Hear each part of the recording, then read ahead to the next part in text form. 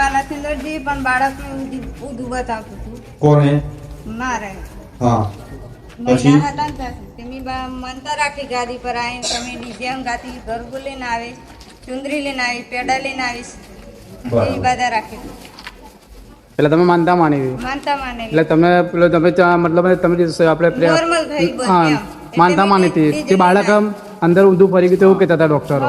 પછી તમે નરસાણા ધામની માનતા માની કે મારી ડિલિવરી સારી રીતે થઈ જાય નોર્મલ થાય અને કોઈ તકલીફ નહીં અને તમારી માંગ હતી કે છોકરો આવવો જોઈએ તો માડીએ તમને માનતા માની. નથી આવતી હા હા હા એટલે આજે જ આવી છે બરાબર છે.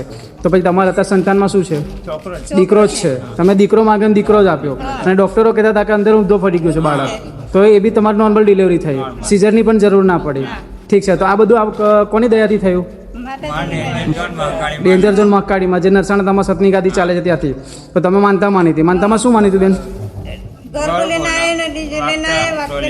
બરાબર છે. ગરબાની માનતા માની વાંચતા ગાતા સગા સંબંધીઓ સાથે માનતા પૂરી કરવાની માનતા હતી તો આજે પૂરી કરવા આવ્યો છો. ઠીક છે બેન. રામ રામ.